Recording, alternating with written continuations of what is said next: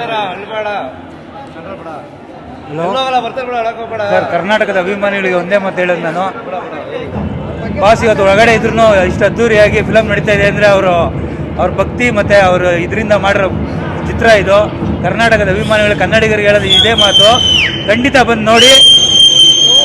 ಜೈ D boss. ಮತ್ತೆ ಇನ್ನೊಂದು ವಿಷಯ ಹೇಳ್ತೀನಿ, ಬಾಸ್ ಆಚೆ ಬಂದಮೇಲೆ ಈ ಫಿಲಮಲ್ಲಿ ಏನು ನಡೀತಾ ಇದೆಯೋ ಅದೇ ರೀತಿ ಅವ್ರು ಖಂಡಿತ ಮಿನಿಸ್ಟರ್ ಆಗ್ಬೋದು ಅಂತ ಒಂದು ಊಹೆ ಮತ್ತು ಒಂದು ಇದೆ. ಖಂಡಿತ ಅದಾಗ್ಬೋದು. ಅಂಬರೀಷ್ ಅಣ್ಣನ್ ಬಿಟ್ಟರೆ ನೆಕ್ಸ್ಟು ಮಂಡ್ಯದ ಗಂಡು ಇವರೇ. ಕರ್ಣನ ಎಲ್ಲರೂ ನೋಡಿರ್ತೀರ, ಎಲ್ಲರೂ ಕೇಳಿರ್ತೀರ. ಕರ್ಣನಿಗೆ ಮೀರಿಸಿದವ್ರು ನಮ್ಮ ಬಾಸು ದಾನ ಧರ್ಮದಲ್ಲಿ. ಕರ್ಣನ ಮೀರಿಸಿದವರು ಇವತ್ತು. ಬಟ್ ಅಂತ ಒಳ್ಳೆ ವ್ಯಕ್ತಿ ನಮ್ಮ ಬಾಸು. ದಾನ ಧರ್ಮ ಯಾರೇ ಹೋದ್ರು ಅಂತ ಒಳ್ಳೆ ವ್ಯಕ್ತಿ.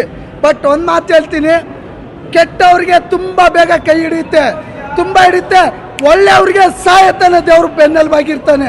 ಬಟ್ ನಮ್ಮ ಬಾಸ್ ಒಳ್ಳೆಯವರು, ಒಳ್ಳೇದಾಗಿ ಆಗುತ್ತೆ. ಒಳ್ಳೇದಾಗ್ಲಿ.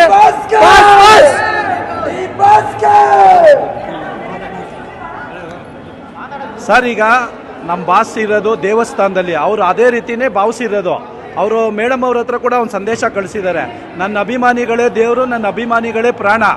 ಈ ಸಿನಿಮಾ ನಮ್ಮ ಡೆವಿಲ್ ಏನು ರಿಲೀಸ್ ಆಗಿದೆ ಬಾಸ್ದು, ಅವ್ರು ಏನು ಹೇಳಿದ್ದಾರೆ ಅಂದರೆ ಎಲ್ಲ ಶಾಂತ ರೀತಿಯಿಂದ ವರ್ತಿಸಬೇಕು, ಅದು ನಮಗೆ ನಿಮಗೆ ಎಲ್ಲ ಒಂದು ಒಳ್ಳೆಯದಾಗುತ್ತೆ ಮುಂದಿನ ದಿನಗಳಲ್ಲಿ ಅಂತ ಅವರು ಒಂದು ಸಂದೇಶ ಕೂಡ ಕಳಿಸಿದ್ದಾರೆ ವಿಜಯಲಕ್ಷ್ಮಿ ಮೇಡಮ್ ಮುಖಾಂತರ. ನಾವು ಅದನ್ನೆಲ್ಲ ಅಭಿಮಾನಿಗಳು ಖಂಡಿತ ಪಾಲಿಸ್ತೀವಿ ಸರ್.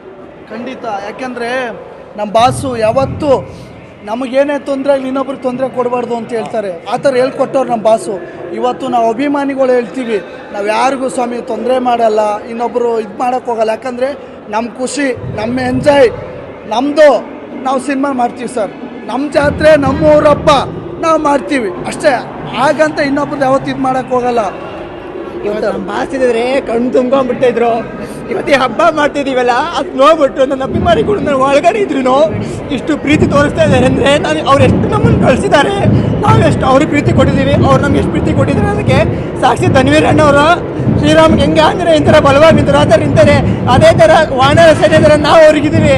ಅವ್ರು ನಮ್ಮ ಬಾಸ್ಗೆ ಏನಾಗಬೇಕು ಅಂದರೆ ಮೊದಲು ನಮ್ಮನ್ನು ಟಚ್ ಮಾಡಬೇಕು. ನಮ್ಮನ್ನು ಟಚ್ ಮಾಡಾದ್ಮೇಲೆ ನಮ್ಮ ಬಾಸ್ಗೆ ಹುಡ್ಬೇಕು. ಅಲ್ಲಿ ತನಕ ನಮ್ಮ ಬಾಸ್ ಯಾವುದೇ ಏನೇ ಕೇಳಾದ್ರೂ, ಅವ್ರಿಗೆ ಏನೇ ಒಂದು ಎಷ್ಟೇ ಜನ ಕೇಳಿ ಬಯಸಿದ್ರು ಅವ್ರಿಗೆ ಯಾವುದು ತಾಟಲ್ಲ. ಅವ್ರು ದಾಟಬೇಕು ಅಂದ್ರೆ ನಮ್ಮನ್ನು ದಾಟ್ಕೊಂಬರ್ಬೇಕು. ಅದು ನಮ್ಮ ದಾಟಬೇಕು ಅಂದ್ರೆ ನಾವು ಬಿಡೋದು ಇಲ್ಲ. ಒಂದು ಹಾಡೇ ಇದೆ, ಯಾವುದೇ ಕೇಳು ತಾಕೋದು ನಿನಗೆ ಯಜಮಾನ ಅಂತ. ಆ ಕೇಡು ಯಾವತ್ತು ನಮ್ಮ ಬಾಸ್ಗೆ ಯಾವತ್ತೂ ತಾಕೋದಿಲ್ಲ. ಅದೇ ಥರ ನಡ್ಕೊಂಡು ಬಂದಿದ್ದಾರೆ. ಬಾಸ್ ಆದಷ್ಟು ಬೇಗ ಈಚೆ ಬರಲಿ. ವಿಜಯಲಕ್ಷ್ಮಿ ಅದಕ್ಕೆ ಗೆದ್ದುಬಿಟ್ರೆ ನಮ್ಮ ಬಾಸ್ಗೆ ಹೇಳ್ಬಿಟ್ರಿ, ಇವತ್ತು ನಿಮ್ಮ ಅಭಿಮಾನಿಗಳು ನಿಮ್ಗೆ ಗೆಲ್ಲಿಸ್ಬಿಟ್ಟಿದ್ದಾರೆ. ಈ ವಿಜಯೋತ್ಸವ ನಿಮ್ಗೆ ಆದಷ್ಟು ಬೇಗ ನಮ್ಮ ಕಡೆಯಿಂದ ನಿಮ್ಗೆ ತಲುಪಿದೆ ಅಂತ ಕೇಳ್ಕೊಳ್ತಿದ್ದೀನಿ. ಲಾಸ್ಟ್ ಕೊನೆದಾಗ ಒಂದು ಮಾತು ಹೇಳ್ತೀನಿ.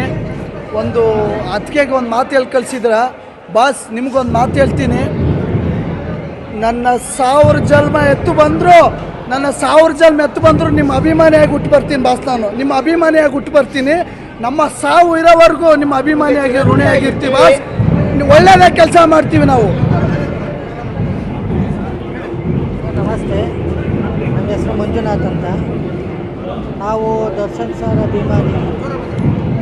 ಸರ್ ಅಭಿಮಾನಿ ನಾವು. ಆದರೆ ಯಾರಿಗೂ ಏನೂ ಕೇಳಿ ಬಯಸಿಲ್ಲ ಅವರು, ಅರ್ಥ ಆಯ್ತಾ? ಆದರೆ ಆ ಮನುಷ್ಯನಿಗೆ ತೊಂದರೆ ಕೊಡ್ತಾಯಿದ್ದಾರೆ. ಈಗ ಇರಲಿ ಪರವಾಗಿಲ್ಲ, ಆದರೆ ಆ ಯಪ್ಪನ್ನ ಯಾರು ಏನೂ ಮಾಡೋಕ್ಕಾಗಲ್ಲ. ಇವತ್ತು ನಾವು ಹೆಂಗಿದ್ದೀವೋ ನಮ್ಮ ಜೊತೆಲಿ ಎಲ್ಲರೂ ಇದ್ದಾರೆ ಹಂಗಿದೆ. ಆ ಮನುಷ್ಯನಿಗೆ ಮಂಡ್ಯದಿಂದ ಹಿಡಿದು ಬೆಳಗಾವಿ ಬಳ್ಳಾರಿ ಗಂಟಲು ಇದ್ದಾರೆ, ಇಲ್ಲಲ್ದೇ ಬೇರೆ ಕಡೆನೂ ಇದ್ದಾರೆ. ಆದರೆ ಆ ಯಪ್ಪ ಕಷ್ಟ ಅನುಭವಿಸ್ತಾ ಇದ್ದಾನೆ. ಆ ಯಪ್ಪ ಒಂದು 10 ನಿಮಿಷ ಆಚೆ ಬಂದುಬಿಟ್ರೆ ಯಾರು ಏನೂ ಮಾತಾಡೋಕ್ಕಾಗಲ್ಲ. ಆ ಮನುಷ್ಯನ ಬಗ್ಗೆ ಯಾರು ಏನೂ ಮಾತಾಡೋಕ್ಕಾಗಲ್ಲ.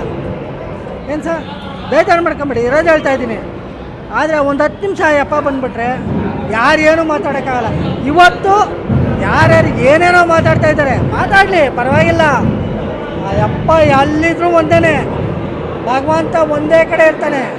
ಯಾರು ಈಚೆ ಕರ್ಕೊಂಬರೋಕ್ಕಾಗಲ್ಲ. ಬಂದಾಗ ಏನು ಮಾಡೋಕ್ಕಾಗಲ್ಲ, ಹೌದಲ್ವಾ? ಬಂದಾಗ ಯಾರು ಏನು ಮಾತಾಡೋಕ್ಕಾಗಲ್ಲ. ಆದರೆ ಆ ಯಪ್ಪ ಬರಬೇಕು. ಆ ಯಪ್ಪ ಬರೋ ಗಂಟೆ ನಾವು ಕಾಯಬೇಕು.